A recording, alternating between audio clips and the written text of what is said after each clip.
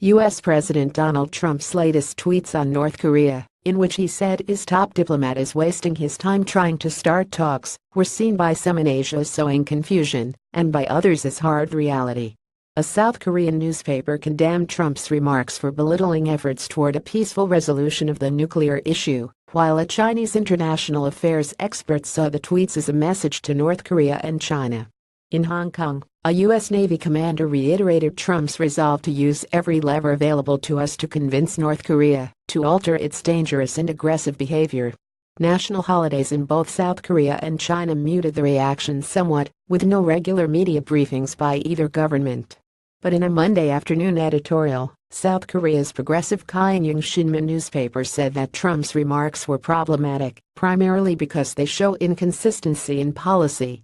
To negotiate with North Korea, consistency is the most critical element, it said. U.S. Secretary of State Rex Tillerson made headlines on Saturday when he said in Beijing that the Trump administration is probing North Korea's willingness to talk, though a spokeswoman later said that North Korea has shown no interest in talks on denuclearization. On Sunday, Trump tweeted that he had told Tillerson he is wasting his time trying to negotiate with Little Rocket Man, referring to North Korean leader Kim Jong-un. The country has conducted a series of missile and nuclear tests that have demonstrated advances in its capabilities.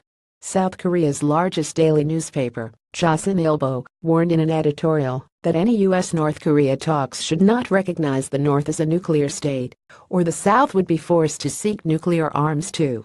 The South Korean president's office declined comment. A small progressive online newspaper, Voice of People, said in an editorial that Trump's comments are signs of confusion in U.S. policy toward North Korea, though it said the tweet is unlikely to cause a major change in Tillerson's position. Such unstable U.S. policy toward North Korea is entirely a burden on us, the editorial said. It's not news that Trump and Tillerson have differing opinions on foreign policy, said Chang Xiao, an associate professor at Renmin University's School of International Studies. In my view, Trump hopes both North Korea and China hear what he said on Twitter, he said. His Twitter comments put greater pressure on North Korea, which is at a critical road crossing now, so it must make a choice. In the meantime, the U.S. hopes China will continue to put pressure on North Korea.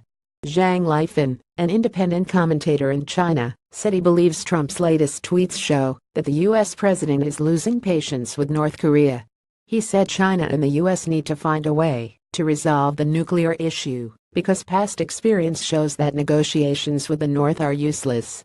China's foreign ministry said in an emailed response to a request for comment on Trump's tweet that the denuclearization of the Korean peninsula has to be achieved peacefully. We hope that all parties concerned can make practical efforts to resolve the issues of the peninsula through dialogue and consultation, it said.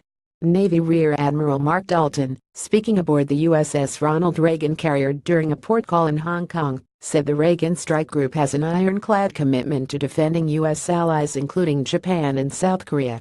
Asked about Trump calling Tillerson's outreach a waste of time, he said to take that up with the State Department. Dalton said the Reagan would spend 4 or 5 days in Hong Kong. He would not confirm South Korean media reports that the carrier would head to Korean Peninsula waters, giving the standard response that he would not discuss details of future operations. South Korea's Yonhap news agency reported Sunday that the Reagan is expected to train with the South Korean Navy in mid-October. It cited a South Korean Defense Ministry official who spoke on condition of anonymity. Associated Press writers Kelvin Chan in Hong Kong and Jillian Wang and researcher Henry Hu in Beijing contributed to this report.